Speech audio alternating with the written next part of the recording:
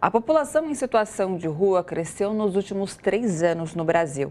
Pesquisa do IPEA, o Instituto de Pesquisa Econômica Aplicada, mostra que entre 2019 e 2022, o número de pessoas nessa condição ultrapassou 280 mil, agravando um problema já conhecido e muitas vezes ignorado pelo poder público no país. Acompanhe na reportagem de Jomiag.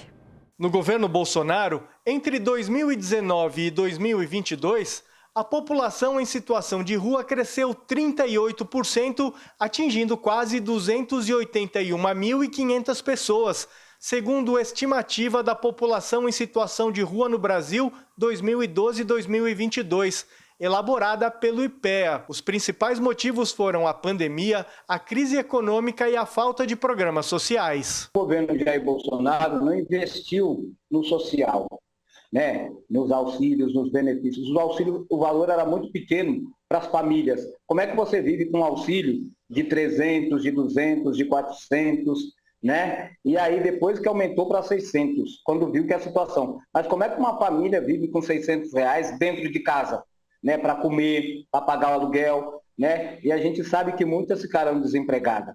E aí não conseguiu pagar seu aluguel e foram para a situação de rua. Muitas famílias hoje em situação de rua, por isso que esse aumento no Brasil. Nestes últimos anos, houve uma mudança no perfil daqueles que foram morar nas ruas. Agora, são famílias inteiras. Acho que isso é grave, né? Acho que é uma das primeiras vezes que nós temos esse aumento de famílias inteiras, né? De pai, mãe, filho, morando em situação de rua, morando em barraca, né? Isso mostra que há uma deficiência na política de habitação muito séria, né? Que são pessoas, inclusive, com condições de trabalhar. Você tem hoje 87% das pessoas, eles têm entre 18 e 59 anos. Teoricamente, são todas as pessoas que poderiam estar trabalhando. Então, aí você tem uma outra demanda, que é uma demanda de geração de emprego, né? As pessoas precisam de trabalho. Com a gravidade da situação, os movimentos populares acreditam que é importante o censo contar quantos são os moradores em situação de rua para que prefeituras, estados e o governo federal possam elaborar políticas para essa população. Se você tem a quantidade, se você sabe a quantidade de mulheres, de homens, de crianças, idosos, grupos LGBT, tem como você fazer política pública. Não é verdade? Tem como você saber que essa demanda é da habitação, da saúde, da assistência, do esporte, da cultura. E essa população é intersetorial. Então, assim, se você tem hoje o IPEA traz um censo real nosso. Se você tem esse número, tem como você falar, poxa, eu tenho que reduzir aqui.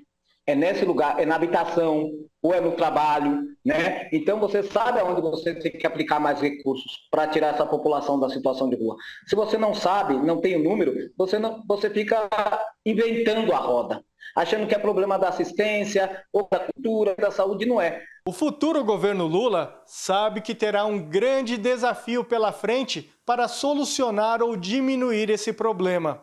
Na próxima quinta-feira, dia 15, em São Paulo, o presidente eleito terá um encontro com catadores de recicláveis e pessoas em situação de rua. A primeira coisa que a gente espera é que haja uma aproximação qualificada com os movimentos sociais, principalmente os movimentos de moradia, os movimentos da população em situação de rua, os movimentos de catadores, né? Acho que todos esses movimentos, eles estão atuando numa mesma linha. Dia 15 de dezembro, no encontro com o presidente Lula, aqui em São Paulo, Natal com o presidente Lula, os catadores e catadoras de população em situação de rua, que vai acontecer lá no galpão do MST, né, aqui em São Paulo, né? Nós vamos pedir uma Secretaria Nacional de Políticas para a População em Situação de Rua, intersetorial.